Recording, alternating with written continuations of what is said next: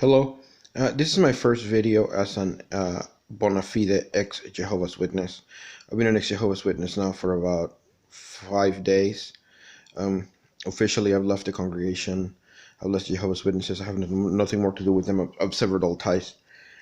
But I was reviewing some of the videos that I made about the Mormons, Mormon theology, and historiography, and I wanted to add something here. Uh, when I spoke about, the truth movement, I wanted to say that the truth movement has evolved, whereas the truth movement no longer means 9/11. Now, the truth movement means the history of false flag operations, right? And it goes all the way back to like the Spanish-American War in the 1890s when they had the Maine incident where the warship Maine blew up in Havana Harbor, and that was used as an excuse to start the war with Spain. Um, that would have been the first thing, the first false flag type operation. Spain was blamed, right, for it, for the blowing up of that ship, and then that was just an excuse to declare war on Spain, right, by the United States. Okay, after that you have, the sinking of the Lusitania, where, apparently none other than Winston Churchill was Lord of the Admiralty at the time, and he apparently he allowed for the Lusitania to be sunk by the Germans, so that then the British could use it as a propaganda, like a propaganda maneuver to like try to entice the United States to enter the war.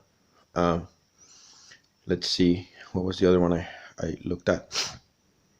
Oh yeah, the German invasion of Poland in 1939, where the Nazis staged, like they used like people from concentration camps apparently with wearing Polish army uniforms, and they staged an attack on a radio station on the German side of the border or something, and then they blamed the Polish government for orchestrating this, and they used that as an excuse to attack Poland in September of 1939.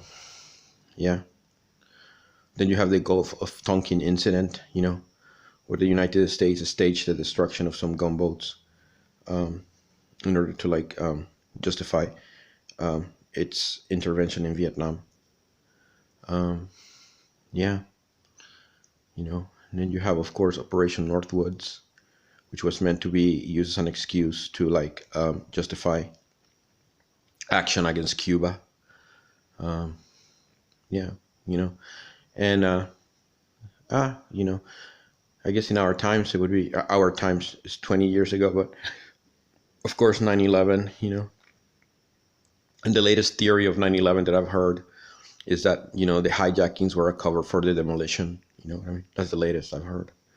So yeah, and also false flag. I mean, obviously, was Al Qaeda really behind it? I don't know. Some say it was the Mossad. I don't know. Whoever was behind it. Apparently, the hijackings were a cover for the demolition, right? The controlled demolition of those buildings. And I mean, whether a Boeing 757 crashed in the Pentagon is still questionable. Apparently it was a missile, that hit the building. So yeah. So I mean, that's actually the history of truth, of truth, of the truth movement or whatever. The truth of is false flag operations. So yeah.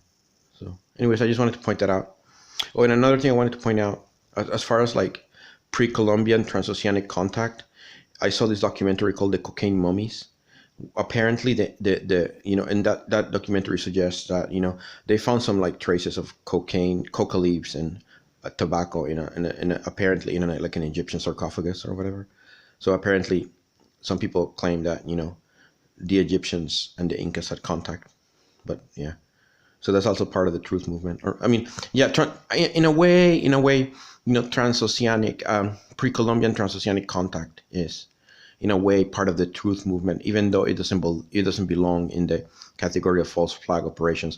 That is actually a form of the truth, alternative facts, or the alternative history or whatever. So, kind of like that book, Holy Blood, Holy Grail, which is like the book from where Dan Brown, was inspired to write the Da Vinci Code, which is fiction, but the real book is called Holy Blood, Holy Grail.